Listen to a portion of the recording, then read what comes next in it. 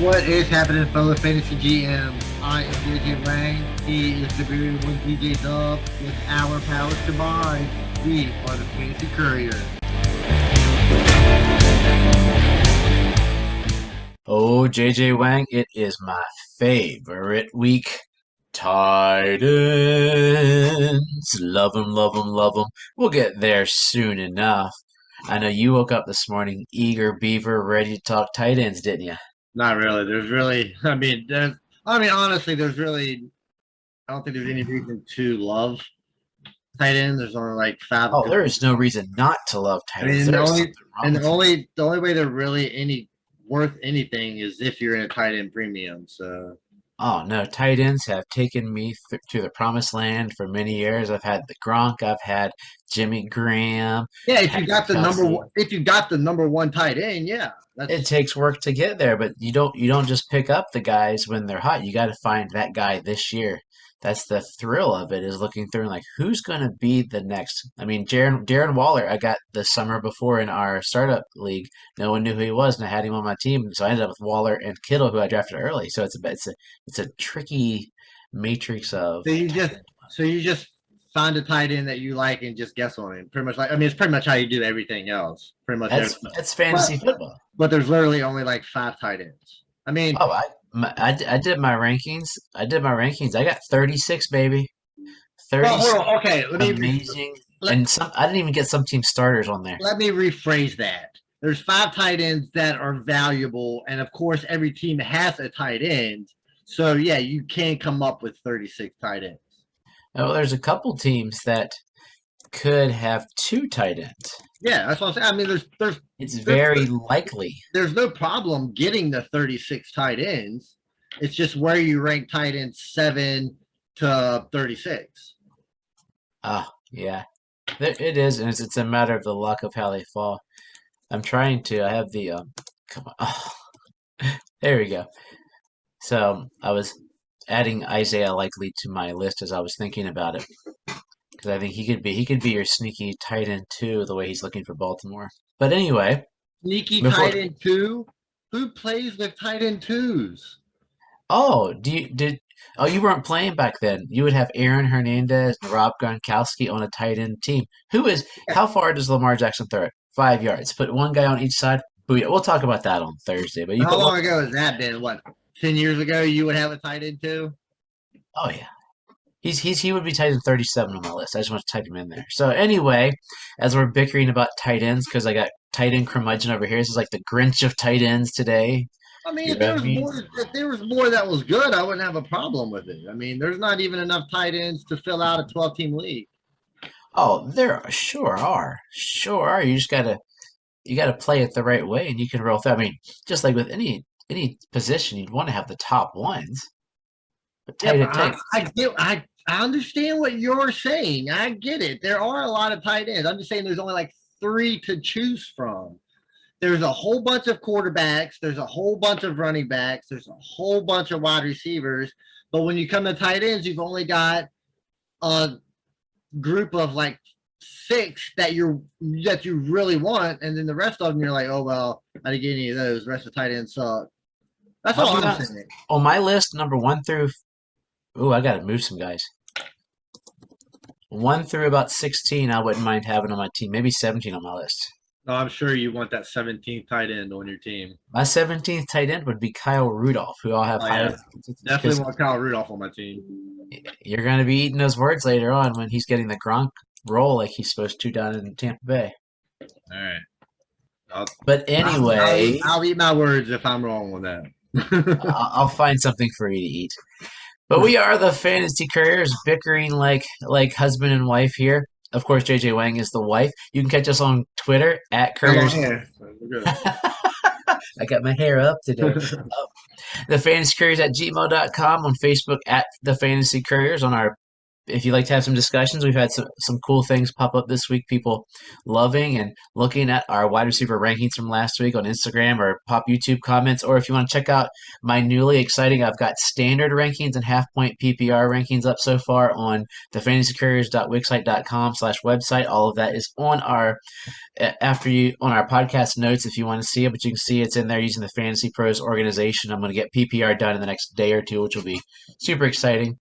You can hear us anywhere. You're listening to us now. If you're watching us on YouTube and you're in the car, pop us up on anywhere. iTunes is the most popular way. I guess it's Apple Podcasts is the most popular place. Amazon, Google, iHeartRadio, TuneIn, Spotify. I could go on forever. But let's go into questions. We're not here to talk about where you can listen to us. We got some questions that popped up. I'm going to hit them up on Facebook, tell them our answers. But Jeff M on Facebook says, what quarterback not expecting to start week 1 has the best shot of making a fantasy impact this year? So basically, what number 2 quarterback has the best shot of making a fantasy impact this year? I don't know my number 2 quarterbacks, but I'm going to go with one of the rookies because I think that's the easiest way to make an impact, because not only can they come in because of injury, they can also come in because of, the lack of production from the guys in front of them. So you got a couple guys like Kenny Pickett, and then you got Desmond Ridder. I mean, to an extent, you got Malik Willis. So I'd probably pick between like Ridder or maybe Pickett, one of them, to make a bigger impact, maybe. Ridder, Pickett. I'm a bit Tyler Huntley. So it comes down to insurance too. Like he's a guy who's going to look pretty nice if Lamar goes down. Jimmy Garoppolo would be a name to pop out if he ends up going anywhere. Right now Shanahan's like, we're going to keep him, but if Jimmy goes somewhere, it's because they need him. They can be like, well, Baker maybe isn't as good as we thought he was, and we know Sam Darnold stinks. Or hey, guess what? Jacoby Brissett for 11 games is a stinker. But the quarterback that will have the biggest shot of making the biggest fantasy impact this year is Deshawn Watson. Deshaun Watson does not come back until week 13. I mean, and honestly, I don't even think he's going to be all that great when he comes back, honestly.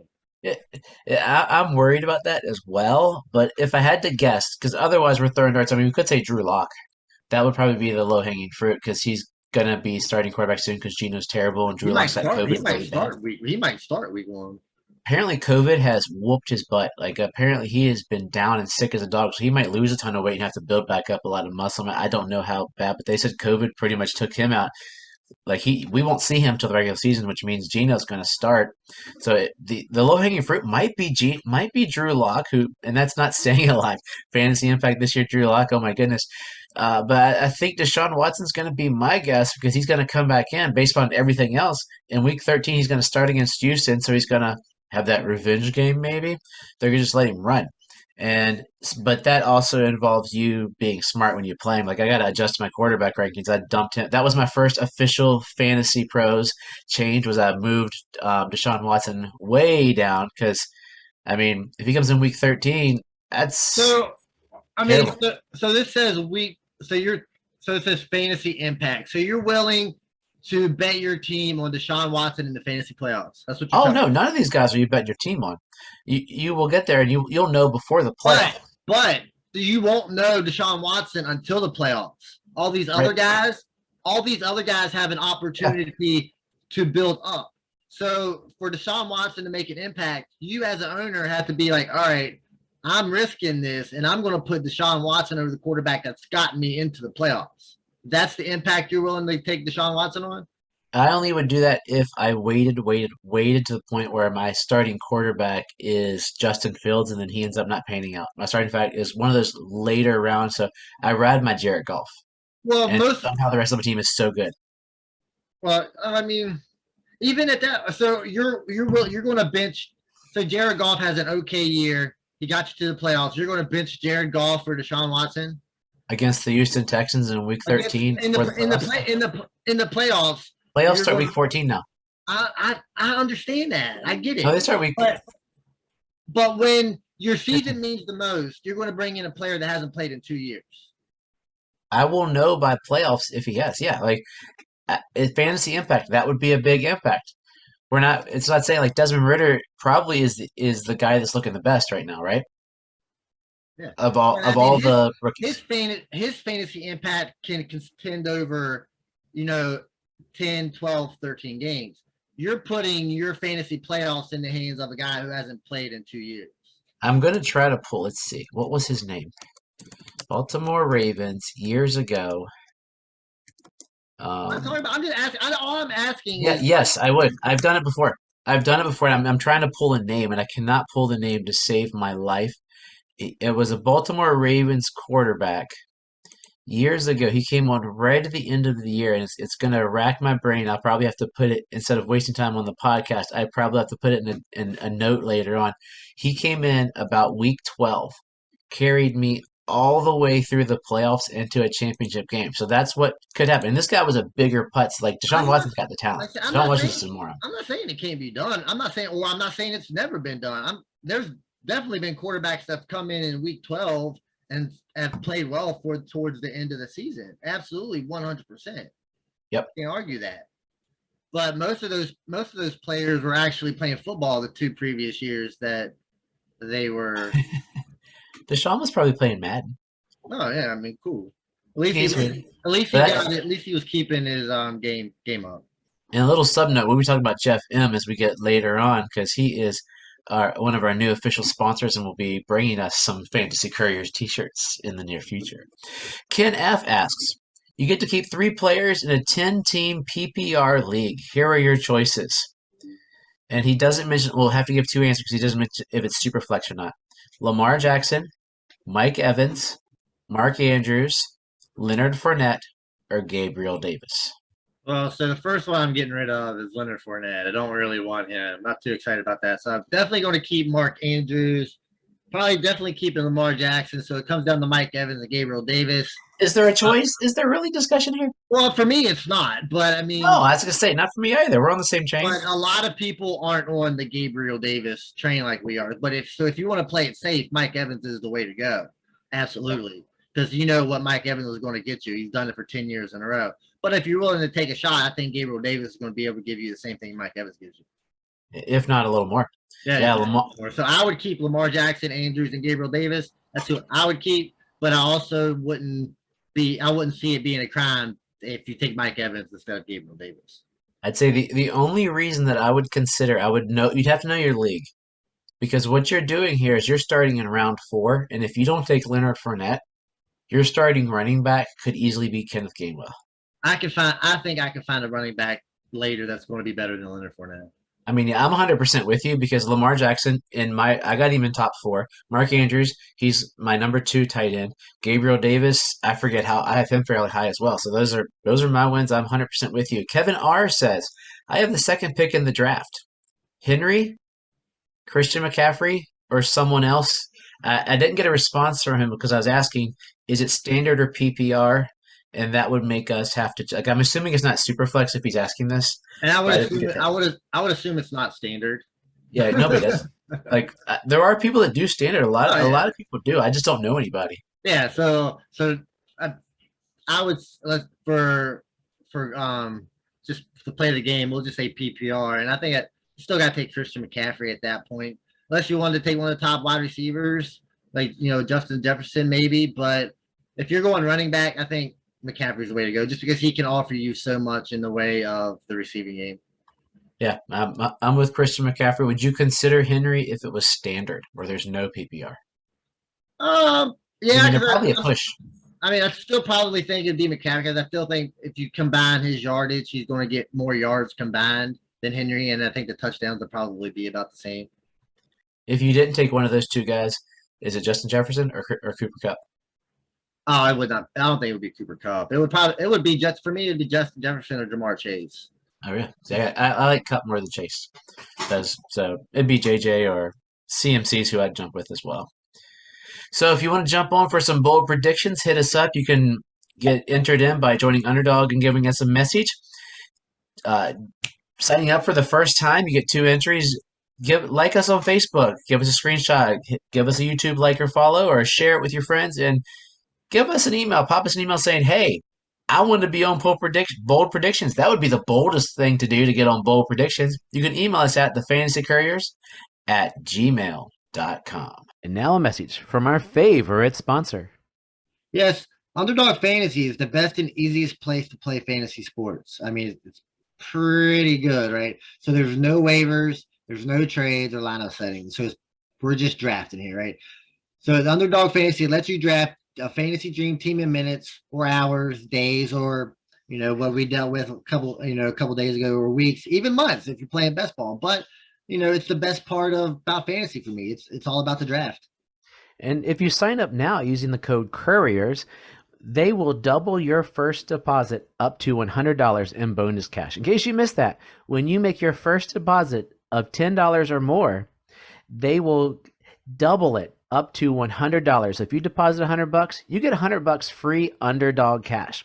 With their slick mobile app and user-friendly website, you'll have no problem jumping in and drafting your squad. Join Underdog today, and don't forget to use the code Couriers. A link is in the notes of the podcast. Now back to the show.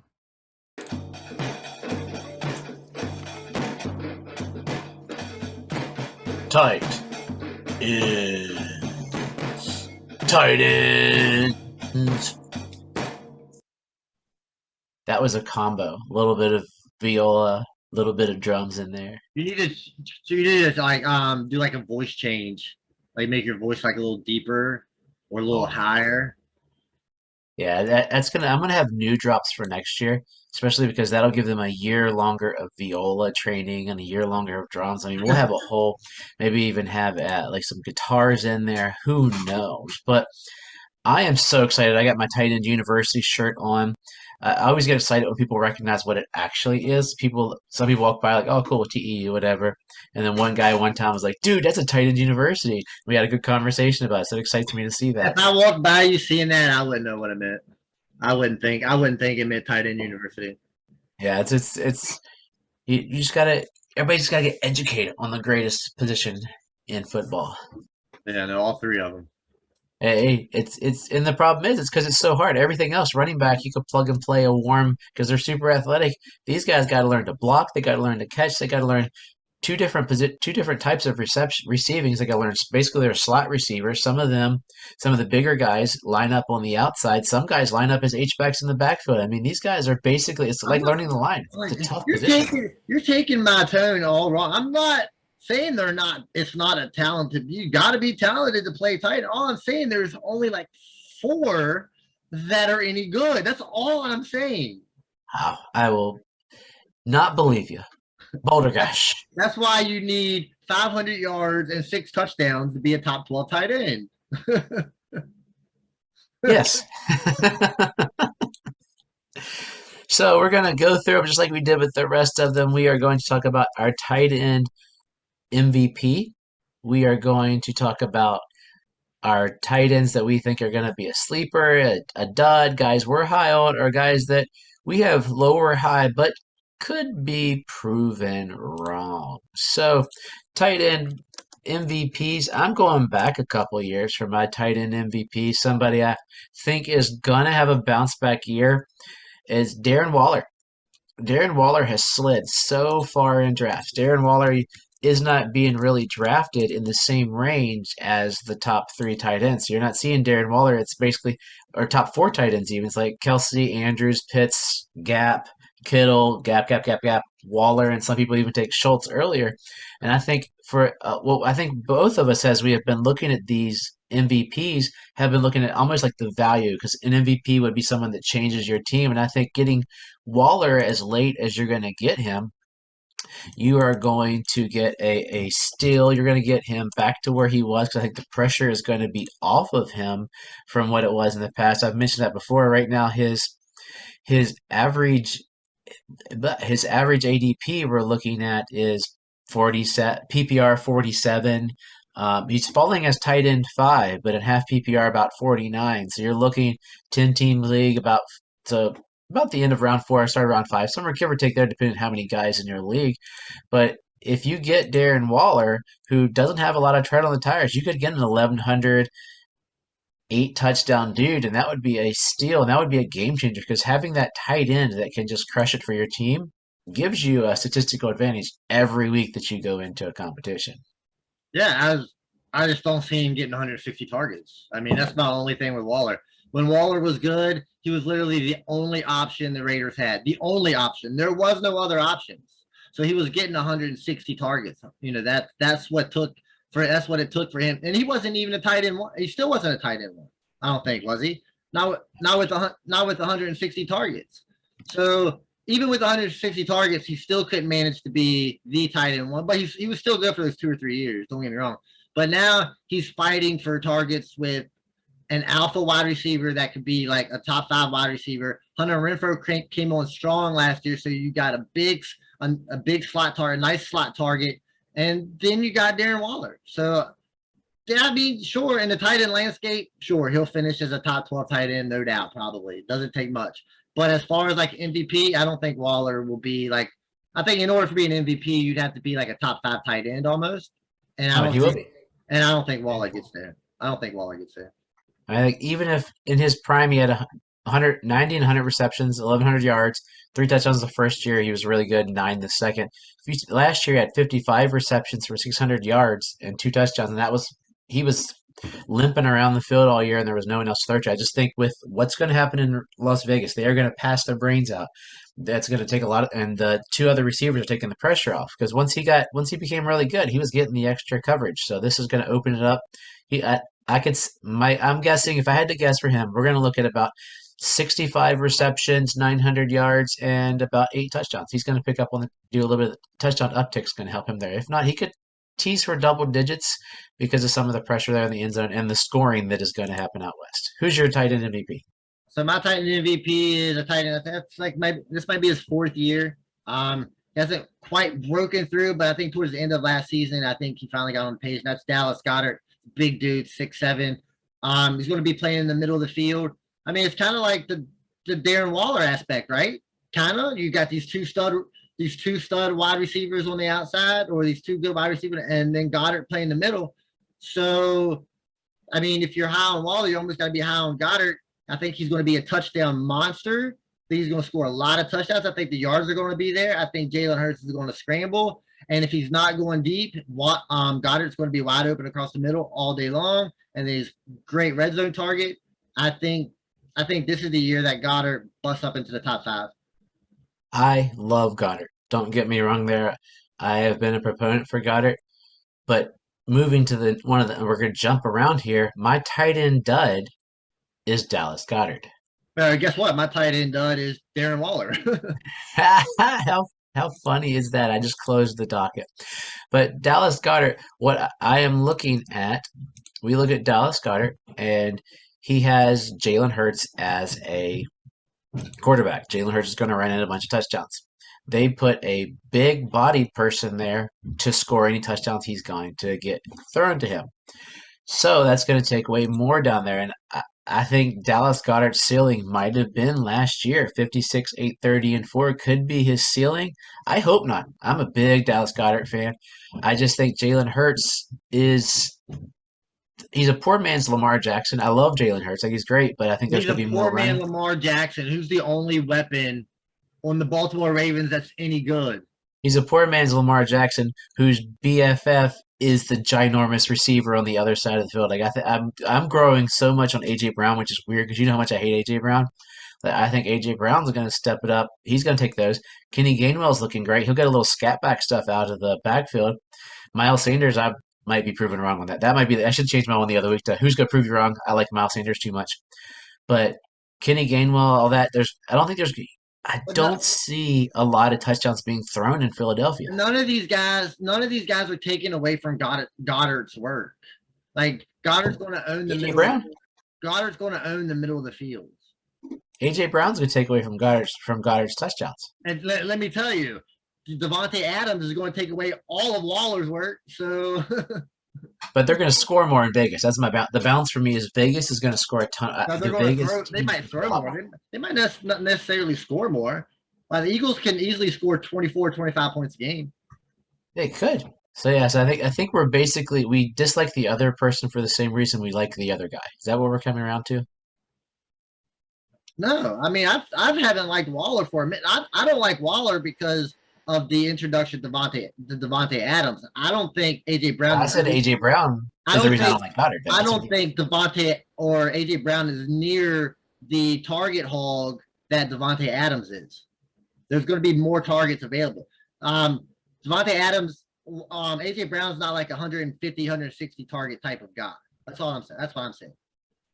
Yeah, so we both see something in there that's messing it up for the other guy. That's what we come down to. So your tight end sleeper for the year is a guy that I think we both love this guy. Have you ever been snake bitten by him yet? I mean, but the year that he got hurt, I mean, he was but that was last year. This is only his third year. Third year. It's only it's Irv Smith. I mean, back in the day, or not to say back in the day, but a few years back, it was all about the third year breakout, right? And this is his third year coming off of a meniscus tear, so it's not all that terrible. I think there's going to be plenty of targets to go around. You get Justin Jefferson, and then that's pretty much it. Thielen doesn't have a big target share. You know, he gets the touchdowns. I think Irv Smith can kind of take some of those touchdowns away. And I think the Vikings throw a lot. And I don't know how big of a sleeper Irv Smith is because a lot of people are, probably still on the train. But I think Irv Smith is poised for a solid year. Oh, we finally agree. I love Irv. I'm hoping that he did have that thumb injury that got surgery, that hopefully he heals from that. He was on a trajectory to just take over and be great last year before the meniscus. And if this offense does what they say this offense is going to do, Justin Jefferson can't catch 4,500 yards for 40 touchdowns. It's impossible. But isn't this offense just going to do what it's always done the last 3 years with Kirk Cousins? It's literally been the same offense the last 3 years. Well, they're changed. There's going to be more passing. Like it's not because the last couple of years they really wanted the focus was run, and let Dalvin Cook run, and then there was passing as a beneficiary. This year they're flipping the script. It's going to be pass, and the run's going to benefit from whatever they do through the passing. Like that. So how high you got Kirk Cousins? He's sliding up. I need to move him. I don't have everything pulled up. What's Kirk Cousins doing now? 4,500 yards? Is that what Kirk Cousins has for a year these days? He could. No, I'm not saying he could. What he did? Oh, what he does the last. I've got too much up as I'm trying to do it. As I was looking at my guy. So that's kind of where I don't know how much more offensive production the Vikings can actually have unless you're putting Kirk Cousins for 5,000 yard territory. He had 4,200 yards, basically. It's been his max. Almost 4,221 was what he had last year. So you put him to 4,500 yards. He had 30 touchdowns. Add 300 more yards, add a handful more touchdowns. If it spreads around like it's, I mean, how many of those? I don't know. I just see that the passing is going to pick it up. And it's really going to. Yeah, I think the Vikings and their offense has been good. I mean, this is just another weapon that they can add in there, and I think it's an athletic receiving option. I think they need that. Yeah. So my guy that I think is a sleeper is Albert Okwuegbunam. I wrote it out so I could say it correctly. That's on me. Albert Okwuegbunam. There we go. Albert Okwuegbunam. Alberto from the Denver Broncos. I'm one of the few people that thinks Russell Wilson's going to have a great year, but he's going to fall into the same problem that I believe that you believe Waller and I believe Goddard's going to run into. There is a big alpha receiver there. Cortland Sutton's going to be the man this year, but Albert O can't be any worse than he's really been. His most yards ever is 330 yards and 2 touchdowns last year. This year, was his only year, right? He said his is his third year. Last year was his second year. Oh, okay. So he came in with because Drew Lock was his college quarterback. So Drew Lock talked him up really well, but it was Noah Fant who is gone. So now it's Albert O, and then you got the rookie who apparently looks like garbage from everything. Like I was a Dulcich fan going in, I was like, yeah, and then he looks terrible. So it's the Albert O show, and once again, AFC West is going to light it up.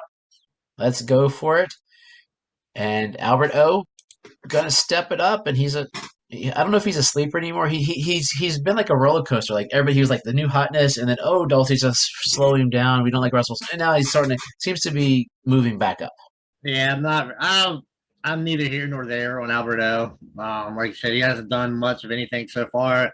Wouldn't be surprised if he had a solid season. I don't see anything great coming out of it. But I mean, like a solid, solid tight end. I mean, I can totally see that. I just like I said, I just don't know how much they're really going to throw as a team. But like I said, who knows? Like I said, I don't know a lot about the guy, so I'm not going to say much about him. So tight ends we are higher on than most. I'm gonna get you all hot and bothered and excited with my guy. We're gonna start in the Houston Texans, Brevin Jordan. Brevin Jordan's has been working with your boy Davis Mills for the last year. They came in together. He is his tight end. Once he became active, he was getting decent targets. He was getting about an average tight end, 2, 3, 4, 4, 4. He had a 7 target game, which didn't amount to much, but he had a 4 for 4 for 56 target game last year. He had 178 yards and 3 touchdowns, which is modest, which is about par for most rookie tight ends, because they take a while to develop. But the the connection between him and Mills is going to grow over the year. There's been talk of Pharaoh Brown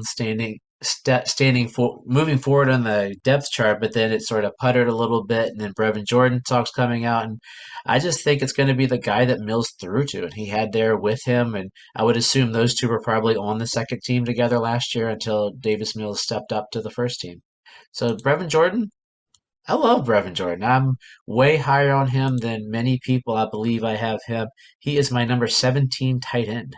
Actually ahead of Mike Gesicki. How about that? Yeah, well, yeah. There's just He's dropping like a rock in my there's book. just so many targets. I mean, that offense ain't gonna throw that much. But yeah, but I like Brevin. I mean, like, of course, I like Brevin Jordan. He's like more athletic tight end. He can get out and run routes as like a slot guy. They definitely need help in the receiving core with John Mechie going down. So you've got, of course, Brandon Cooks. We got Nico Collins hoping we break out, and Jordan can definitely be that number 3 guy, or maybe even the number 2 pass catcher in Houston. Doing some good things on Nico, so I might have to slide him a little bit. Nico's had some Yeah, fire. he's been looking good. So like, it's just hard. Just hard to, as you hear all this stuff in camp, it's hard to see where you go. But everything's been positive out of camp for Jordan. He's working well. It's like, I think the opportunity is there for him to play with Mechie out. Yeah. Oh, Oh, and then my guy, I almost forgot. My guy, he was the rookie last year, played well. That's Pat Freiermuth. So right now he's the 11th tight end, somewhere around in that frame. So I don't know how much higher you can really be on him, but I think Freiermuth has the opportunity here to be like that 5 or 6 tight end. I think he's right along the lines of like Goddard and Waller. He's going to be killing the middle of the field with those outside threats, and there's just not much competition and like behind him. So he's got a rookie quarterback, and then he's got Mitchell Trubisky. So when things break down, they're going to be quick, drop it off to Freiermuth. I think Freiermuth picks up more of the work that Najee Harris was taking last year. So I don't think Najee gets as much work, and Freiermuth gets a little more. Oh, I was gonna say Pickens might take some of that too. He's the new guy there all up. But I mean, Freiermuth had 60 receptions last year, which is pretty stinking impressive. It's just yards per reception. He said, heard them an interview or someone talking to him that's his goal this year is to increase the yards per reception. You take 60 receptions and you just make that 10 yards per reception. He goes from 497 to 600 yards. That's a big difference. He had 7 touchdowns. That's par for a decent tight end course. So yeah, I think I've got him at 12, and I could see him being that guy that sneaks up in there. I mean, more so with Pickett. If he's able to bump those tight end, that his touchdowns up to like double digits, just to like 10. Woo, I mean, we're talking like I said, a top 5 tight end. I know that's hard. I know it's yeah. There's a lot, but he had 7 as a rookie, and I think he even got hurt. He was injured at some point in the season, and I don't know if he missed a lot of time. But there's 3 more touchdowns with probably, I don't want to say a better quarterback, but a quarterback that's able to get the ball down the field a little more. So like I said, 3 more touchdowns, it's possible. I say if Pickett gets in, it's more possible than if Trubisky sticks around. So I think it'll slow him down a little bit. Because they always say a rookie quarterback's favorite best friend is the tight end. But even a bad quarterback, their favorite weapon is a tight end too, because they're not necessarily really good outside, and they're not really necessarily good down the field, but they are typically good around that 10 to 15 yard range. He's got to hope Deontay Johnson. That's the problem, 'cause that's where he's good. Oh yeah, I'm not. But you're talking. You've got a big old field with Deontay Johnson working the outside short areas, and then Freiermuth also can take it deep too. So I mean, he's a good athlete. Yeah, I mean that's the thing about the new tight ends is they are such good athletes. Like they used to be the big frumpy guys that they did more blocking, but now it's a change of pace. So a guy that we are higher on or lower on, but think could be proven wrong, and I think it's both of us have guys that we're probably higher on that we could be proven wrong. Yours is a nice deep dive. Mine's a guy we've heard of, but I'm picking a little higher, and his name is Kyle Rudolph. I didn't. I So, mean, to be honest, I didn't even know he still played in the NFL. so Yeah. when Gronk went down, the talk was Cameron Brake, the talk was Gabe Otten, and then all of a sudden they signed Kyle Rudolph to the team. And the words that came out were Kyle Rudolph will be doing the Rob Gronkowski role in the team.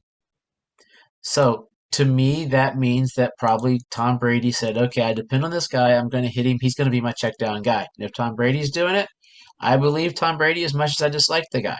But so that's why I could be high on him and it could work out. Why could I not be high on him and work Can I out? tell you why you couldn't be high on him? Because he's Kyle Rudolph. And he's Yeah, 34. you want to know why he's probably not going to have the Gronkowski role, honestly, Why is that? because he's not Gronkowski. I mean, Yeah. completely different level of football player. Gronkowski is big, tall, fast, very athletic, and Kyle Rudolph is really none of that. I'm not saying Kyle Rudolph is He's bad. 6'6", 265. He's no teeny guy. But he's not big, and well, I'm not gonna say he's not big. He's definitely big, but he's not fast. He's not that athletic tight end that Gronkowski is. That's what made Gronkowski so special. Is his athleticism. Kyle Rudolph is just that plotting tight end, like your traditional blocking, pass catching tight end. Gronkowski was special. Kyle Rudolph, not so much. So Kyle Rudolph, any tight end you put in Tampa Bay is going to take over the Gronkowski role because Gronkowski. But why did they bring him in versus going, hey, we're going to let Cameron Brate, Cameron Brate's that plotter, that conqueror. So did you think so they had to bring in, they lost a tight end, you got to bring one in. You don't need to carry. How many tight ends do you got to carry? More than one. Well, they had Otten, the rookie. They had. So you're going to go with Cameron Brate and a rookie. Well, when your receivers are Julio, Gage, Chris Godwin, and Mike Evans, yes. All right, but if you go and look at most teams, all teams carry at least 3 tight ends. Yeah, so I mean, I wouldn't have gotten someone. So Kyle Rudolph, you bring in Kyle Rudolph to help you block because we're not sure Cade Otten is a great blocker. We know Cameron Brate can do the job. We know Kyle Rudolph can do the job. You got to bring those guys in to help block so they can get to those receivers. Kyle Rudolph, yeah, sure, take over the Gronkowski role. Sure, you had to bring in a tight end to take over the Gronkowski role. There is a crazy athleticism about Gronk, but Kyle Rudolph is literally the same exact size as Gronk. Crazy. There's a lot of people that are the same size as Gronk, but they're not as athletic as Gronk. So here, let's go with your deep dive, a guy that everybody sort of forgot about because of the new hotness where he is. So Granson's a pretty big guy too. He's like 6'4", 6'5", like 6'2", 242. So he's a big guy, but you know what Granson is? Athletic. He's more of the Gronk. Well, he probably can't block as well as Gronk, but as far as pass catching goes, he's probably closer to the Gronk on that part. He's a great pass catcher. Matt Ryan loves the tight end. If you missed, it's Kylan Granson. Indianapolis Colts. Oh no! In case they didn't know who we played for, we both mumbled into him. Yeah, Kylan Granson. He was a rookie last year. Matt Ryan is effective with tight ends his whole career. He's always had productive tight ends. He's like I say, he's the pass catching tight end out of that whole crew. They got Mo Alley Cox. He's a good blocker. He can also catch as well, but like I said, you need more than one tight end. The receivers are struggling behind Michael Pittman, so this guy has every opportunity in the Matt Ryan offense. I don't know how much they're going to pass, but I think the opportunity for Kylan Granson is going to be there this year. Somebody has to step up behind Mo Alley Cox. Mo Alley Cox is that big guy that's going to get some touchdowns here and now and then. But Frank Reich came out and said that this year they need to focus more on the pass. That they're not going to be known as the running team. They're going to run because they got the talent. And that means someone's got to catch the ball. And I mean, we both believe Michael Pittman's going to have a career year. He's going to become a star. I mean, he's your guy. I've got him way high as well. But what's going to prevent him from being a superstar is when three guys are defending him every time he goes down the field. He's getting checked on the first level, the second level, and the third level is like safety. He's going to be. There's only so much you can. There's only so many Randy Mosses. Like I don't think he's a Randy Moss. I think he's a Oh, very, no. very good player. But Randy could get through that kind of stuff. Jerry Rice, the classic superstars, but he needs other guys to step up, and Granson is that athletic guy that could step up. Jelani Woods looks like garbage recently. The other rookie they got just is out for the year. Achilles, Achilles ACL. One of those A parts of his leg fell apart, and so it's down to them three. Granson last year was supposed to do something. He sort of puttered out, but I could go. I'm with you. I can go that route. Yeah, a lot of people put it out. You got Carson Wentz there too. Yeah, hey, he put up numbers last year. I tell you what. So yeah, so tight ends. I'm excited for this week. I'll be thinking tight ends all week. Thursday will be our tight end ranking show. It'll be a really short show. Last year we combined it, but we'll throw in some other topics. If anything else you want us to add, we'll go through there as we go through the most amazing position in football. So JJ Wang, give us some words of wisdom to go out on. Yeah, so if you don't get the top 4 tight ends, or the only 4 tight ends that are going to be any good, maybe 5, don't worry, because tight ends 6 through 18 are legitimately all the same. So don't spend. You don't have to spend a lot to get a tight end, because like I said, it doesn't take a lot for a tight end to be a top 12. If you want a game changer at tight end, you're going to have to draft them early. Just know that. So are you willing to give up a top running back, a top wide receiver for a top tight end? That's the choice you got to make. So, and it's, for some people it's tougher. Some people it's not very tough. And as always, trust yourself and trust the process.